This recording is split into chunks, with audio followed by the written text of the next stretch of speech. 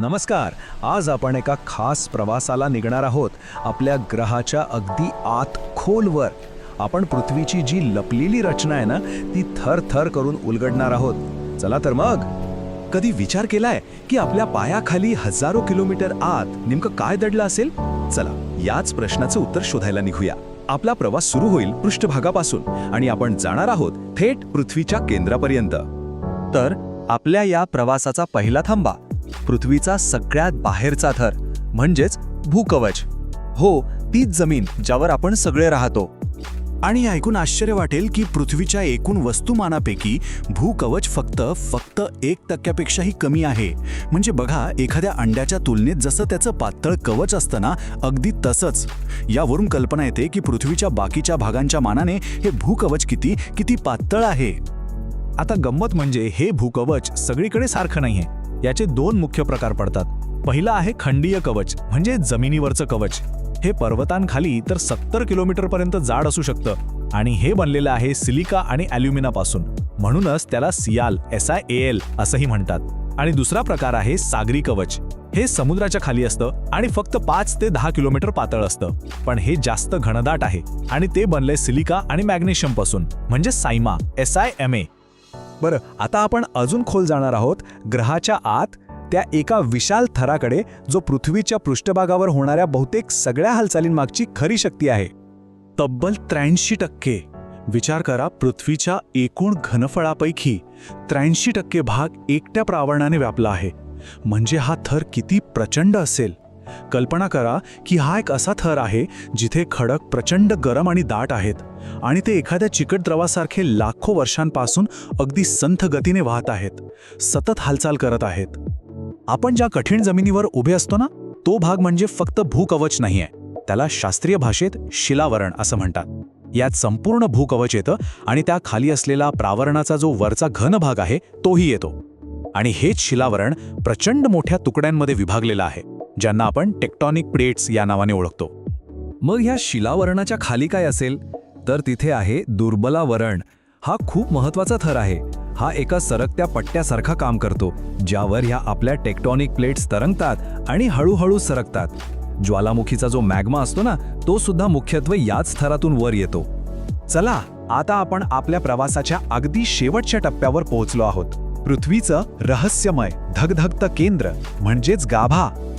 या गाभ्याला knife NIFE असंही एक नाव आहे. हे नाव का पडलं? तर ते त्याच्या मुख्य घटकांवरून आलंय. निकेल म्हणजेच Ni आणि फेरम म्हणजेच लोह Fe. सोपा आहे नाही का? बरं, आता या गाभ्याचे सुद्धा दोन भाग आहेत. एक आहे बाह्य गाभा, जो म्हणजे वितळलेल्या लोहाचा एक जणू महासागरच आहे आणि त्याच्यातल्या प्रवाहामुळेच आपल्या पृथ्वीला एक संरक्षक चुंबकीय क्षेत्र मिळतं. पण खरी गंमत पुढे आहे. या द्रव गाभ्याच्या आत असलेला जो आंतरगाभा आहे ना, तो मात्र घन आहे म्हणजे सॉलिड. आता प्रश्न पडेल की इतक्या उष्णतेत तो घन कसा? तर कारण असं आहे की त्याच्यावर वरच्या सगळ्या थरांचा दाब इतका प्रचंड आहे की तो त्या लोहाला वितळूच देत नाही. तापमान किती असेल तिथे? तब्बल 5500 अंश सेल्सिअस.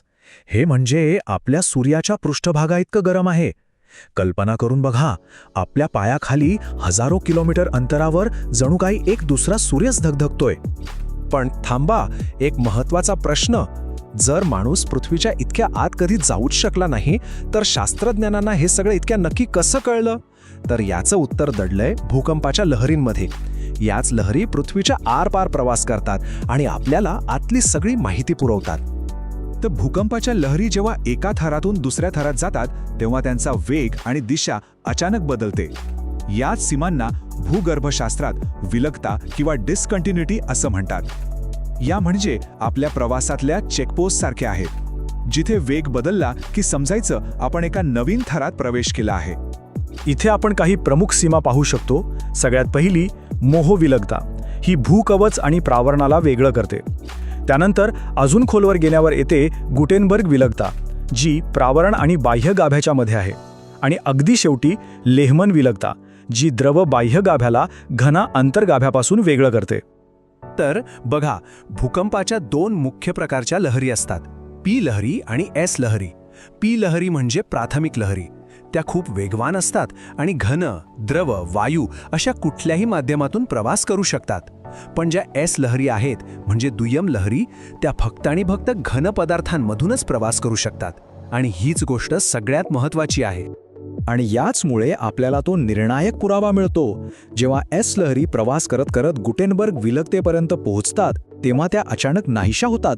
त्या पुढे जाऊच शकत नाहीत.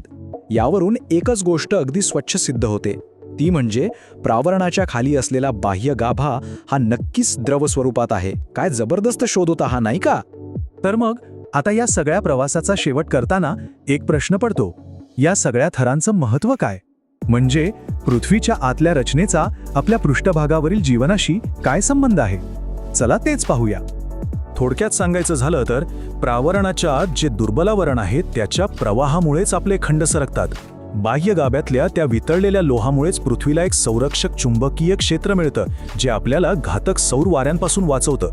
आणि हो, भूकवच आणि प्रावरण यांच्यातल्या सततच्या संघर्षामुळेच भूकंप आणि ज्वालामुखीसारख्या घटना घडतात.